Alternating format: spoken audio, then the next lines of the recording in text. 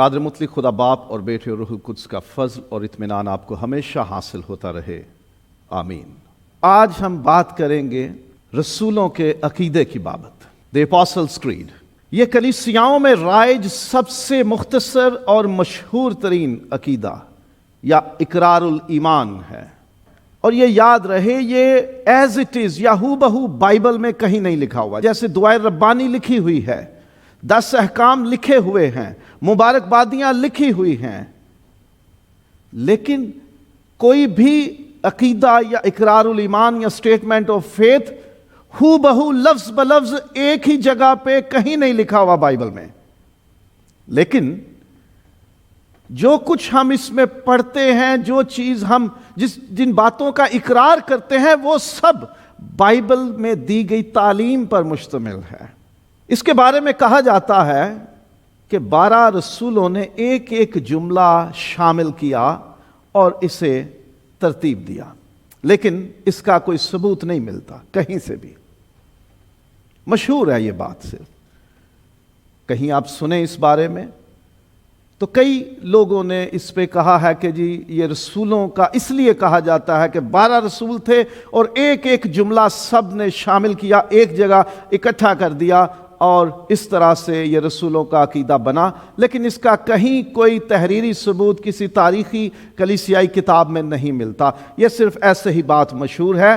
لیکن یہ بات ضرور ہے کہ یہ عقیدہ رسولوں کی دی گئی تعلیم پر مشتمل ہے، اس لیے اسے رسولوں کا عقیدہ کہا جاتا ہے، کیونکہ اس عقیدے کی ہر ایک بات اس تعلیم کے عین مطابق ہے جو رسول دیا کرتے تھے، اس لیے اسے رسولوں کا عقیدہ کہتے ہیں۔ اور اسے موجودہ شکل اور مقبولیت پانے میں کئی صدیاں لگیں۔ ایسا نہیں ہوا کہ ایک ہی جگہ پہ بیٹھ کے ایک ہی وقت میں 10 منٹ، آدھا گھنٹہ لگایا یا پورا دن لگایا اور یہ تیار کر کے ڈاکیومنٹ تیار کر کے دے دیا۔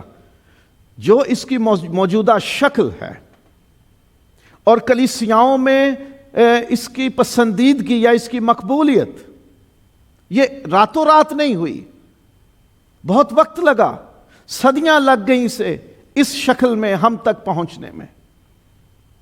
رسولوں کی تعلیم کے عین مطابق ہے، لیکن اسے بہت وقت لگا موجودہ شکل میں ہم تک پہنچنے میں، صدیاں لگیں اسے۔ اور شروع میں تمام کلیسیائیں اس سے ناواقف تھیں، آہستہ آہستہ یہ مختلف جگہوں پہ پہنچتا گیا، اور پھر کلیسیائیں اسے قبول کرتی گئیں، اور یوں بہت وقت لگ گیا اسے مشہور ہونے میں، اور اس کی موجودہ شکل جو ہمارے پاس پہنچی ہے اس کے تیار ہونے میں بہت وقت لگا۔ لیکن اس بات کی گواہیاں، شواہد، ٹیسٹمنیز، ایویڈنسز موجود ہیں کہ دوسری صدی میں روم کی کلیسیاؤں میں جو عقیدہ استعمال ہوتا تھا اسی میں چند اور باتیں شامل کر کے جو رسولوں کی تعلیم کے عین مطابق تھیں، تو اسے کلیسیاؤں میں پھیلا دیا گیا کہ یہ عقیدہ بہت اچھا ہے، اس میں صحیح باتیں لکھی گئی ہیں، شامل کی گئی ہیں، اور اب یہ تمام مسیحیوں میں پھیلا دیا جائے۔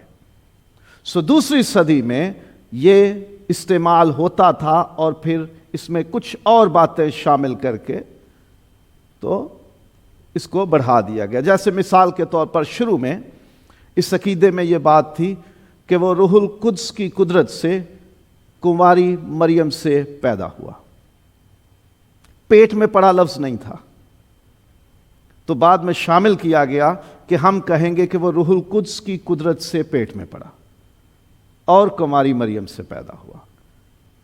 تھوڑا سا اس کو وضاحت دے دی گئی، اس میں تفصیل بیان کر دی گئی۔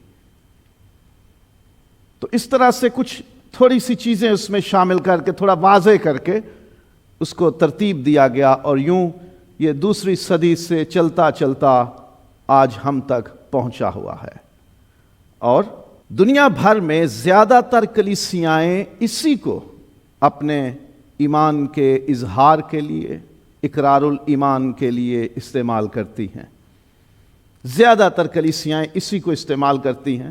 اس کی سادگی، اس کا سمپل ہونا اور اس کا اختصار یعنی چھوٹا ہونا، کنسائز ہونا، اور اس کی جامعیت، اس کا کمپریہنسو ہونا، یعنی اس میں ساری چیزوں کا ایک جگہ اکٹھا ہونا. یہ سادہ بھی ہے، یہ مختصر بھی ہے، لیکن یہ بہت جامع ہے، یعنی اس میں ساری تعلیم ایک جگہ بھر دی گئی ہے. سادہ بھی ہے، مختصر چھوٹا بھی ہے، لیکن کوئی اہم بات چھوڑی نہیں گئی اس میں سے. یہ بھی ایک ثبوت ہے کہ یہ بہت پرانا ہے،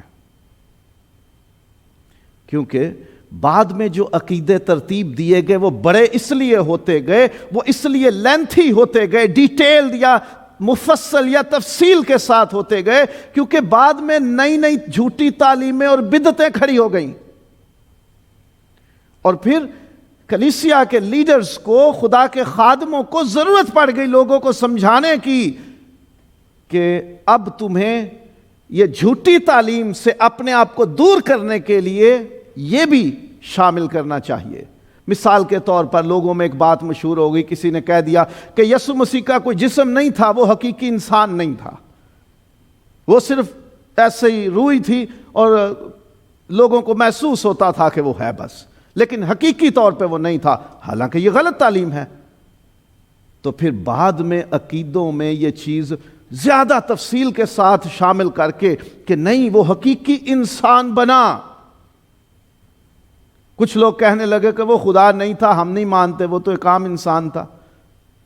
لیکن عقیدوں میں بعد میں یہ چیز تفصیل سے شامل کی گئی کہ وہ حقیقی خدا سے حقیقی خدا، حقیقی نور سے حقیقی نور ہے، باپ اور اس کا جوہر ایک ہے، وہ باپ میں سے نکلا. اس طرح سے وہ چیزیں ساری عقیدوں میں شامل کر کے ان کی لینتھ بڑھتی گئی، ان کا سائز بڑھتا چلا گیا.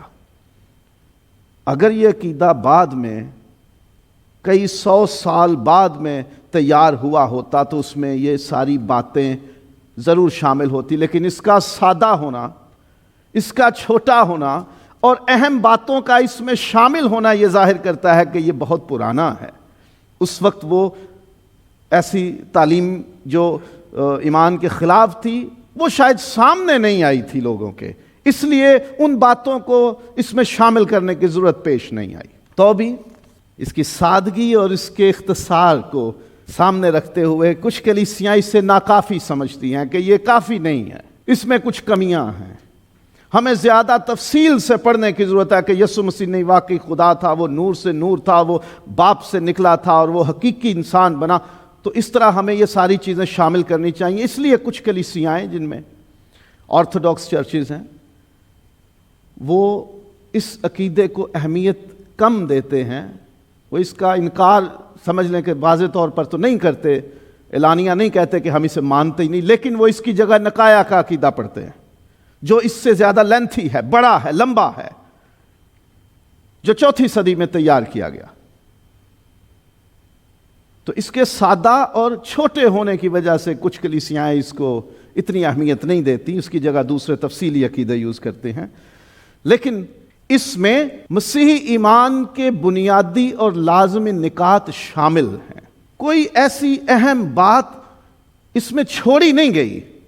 ہاں، تفصیل کم ہے، بہت لمبے یا مفصل طور پہ ان ڈیٹیلڈ مینر نہیں کہی گئی، لیکن اس میں شامل ہیں باتیں جو بہت ضروری ہیں، بنیادی ہیں، لازمی ہیں، وہ اس میں شامل ہیں. ایسا کچھ چھوڑا نہیں گیا. یہ شخصی اور موجودہ ایمان کا عکاس ہے. It reflects the personal and current faith, کیونکہ اس میں ہم کہتے ہیں ہم نہیں، میں ایمان رکھا کروں گا یا رکھوں گا، ایسا کہتے ہیں نہیں. میں ایمان رکھتا تھا نہیں، ہم یہ بھی نہیں کہتے، بلکہ کیا کہتے ہیں؟ میں ایمان رکھتا ہوں. یہ میرے اس گھڑی، اس لمحے کا ایمان ہے، یہ میرے حال کا پریزنٹ فیتھ ہے، میرا شخصی ہے، اور اس گھڑی، اس لمحے کا ایمان ہے میرا. ماضی کی بات بھی نہیں. اٹس ناٹ اباؤٹ پاسٹ کہ میں کبھی ایمان رکھتا تھا یا رکھوں گا، نہیں. یہ حال کی گھڑی، موجودہ وقت میں، اس لمحے میں میرا یہ ایمان ہے. اور میرا ایمان ہے، کسی اور کے ایمان کی بات نہیں کر رہا.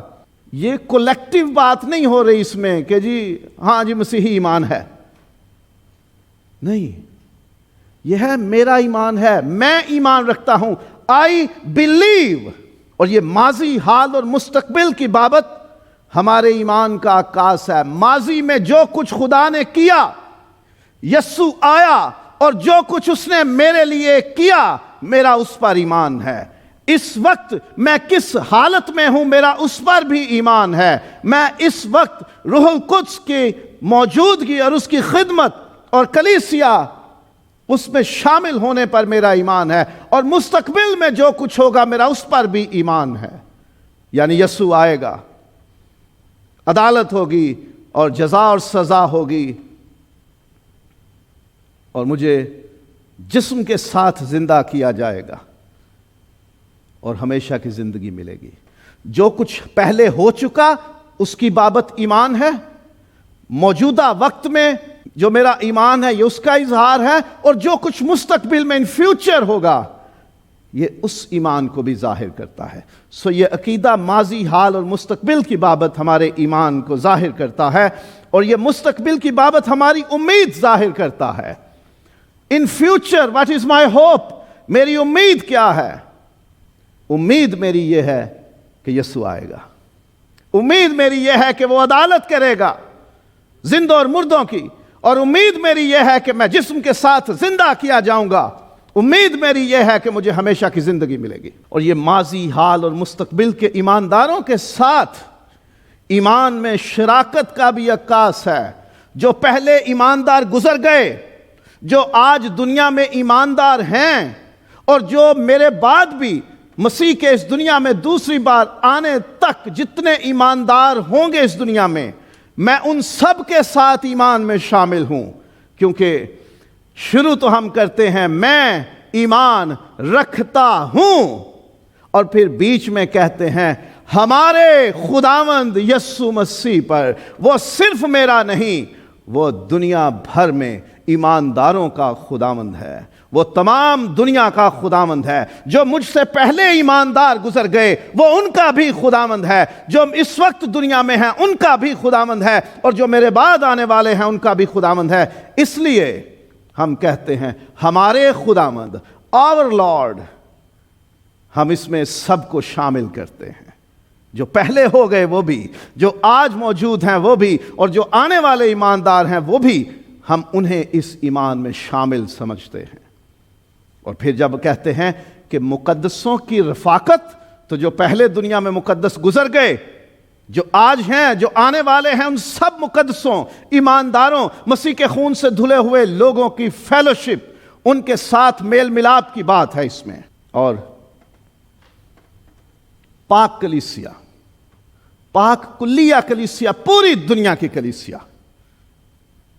لفظ کیتھولک پڑھا جاتا ہے اس میں، اور لاطینی زبان میں اصل لفظ وہاں پہ ہے کیتھولک، لیکن اس سے مراد رومن کیتھولک نہیں.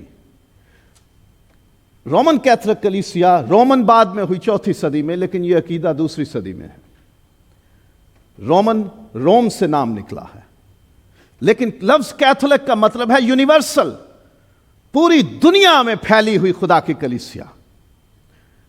عالمگیر کلیسیا کہہ لیجئے، یونیورسل انٹرنیشنل چرچ. یہ ہر قوم، قبیلے، امت اور اہل زبان کے لوگوں میں سے خدا کے لوگوں کی جماعت ہے. کسی ایک گروہ کلیسیا کا اس سے کوئی تعلق نہیں، بلکہ تمام دنیا میں پھیلے ہوئے جو ایماندار ہیں. میں اس پہ ایمان رکھتا ہوں کہ صرف میں اکیلا مسیحی نہیں ہوں، صرف میری ہی کلیسیا دنیا میں واحد نہیں ہے، پوری دنیا میں خدا کے لوگ موجود ہیں، اور میں تسلیم کرتا ہوں کہ وہ سب خدا کے بیٹے اور بیٹیاں اور ایماندار لوگ ہیں. سو اس میں ماضی، حال اور مستقبل کے ایمانداروں کے ساتھ ایمان میں شراکت کا اظہار ہوتا ہے، اور یہ عقیدہ ہمیں آپسی احترام، اتحاد اور دکھ سکھ میں شراکت کا پابند بناتا ہے. جب ہم اس کا اظہار کرتے ہیں کہ میں ایمان رکھتا ہوں کس پر؟ ہمارے خداوند پر، وہ میرے ساتھ دوسروں کا بھی خداوند ہے. میں ایمان رکھتا ہوں دنیا بھر میں پھیلی خدا کی کلیسیا پر. جب وہ میرے سارے ہم ایمان بہن بھائی ہیں، तो मुकद्दसों की रफाकत पर मेरा ईमान है, फेलोशिप पर, एक साथ रहने पर, एहतराम, इत्तेहाद और दुख सुख में सांझ पर ईमान रखते हैं। हम सब एक जिस्म के मुख्तलिफ हिस्से हैं। कभी ये नहीं होता कि मेरे सिर्फ उंगली में दर्द है और पूरे जिस्म को कोई परवाह नहीं है। पूरे जिस्म में तकलीफ होती है, सो नहीं पाते हम, जिस्म के एक हिस्से में तकलीफ हो। ये अकीदा मुझे पाबंद करता है। जब मैं इस ईमान के इकरार में शामिल होता हूं, जब मैं अपने दिल से, अपनी जुबान से इस अकीदे का इकरार करता हूं, तो मैं अपने आप को पाबंद बनाता हूं कि मुझे दुनिया में मौजूद तमाम मसीहियों का एहतराम करना है, मुझे इत्तेहाद रखना है, यूनिटी रखनी है, एक होना है उनके साथ, क्योंकि हम एक बदन के हिस्से हैं। और मुझे रफाकत रखनी है, मुझे मेल जोल रखना है, मेल मिलाप रखना है, दुख सुख में सांझ रखनी है। सो अजीजों, जब हम इबादतों में रसूलों का अकीदा पढ़ते हैं, दूसरे अकीदे भी इसकी तफसीली सूरत ही हैं, इसको और ज़्यादा बढ़ा के ज़्यादा तफसील में ले जाकर वो तैयार किए गए हैं। ये छोटा है, याद करना आसान है, याद होना चाहिए सबको। ये जब कोई हमसे पूछे जी आप कलिमा सुनाएं, आप अपने ईमान की गवाही दें, तो हम ये सुनाएं उससे कि मैं ईमान रखता हूं या मैं ईमान रखती हूं। इस अकीदे को जब हम दोहराते हैं तो याद रखें, ना सिर्फ हम खुदा से मुताल्लिक अपने ईमान का, नजात की बाबत अपने ईमान का इकरार करते हैं, बल्कि हम खुद को पाबंद बनाते हैं कि मैं पूरी दुनिया में फैले मसीही ईमानदारों के साथ ईमान में एक हूं और मुझे उनका एहतराम करना है, मुझे मेल जोल में आगे बढ़ना है और हमें रफाकत रखनी है, दुख सुख बांटना है।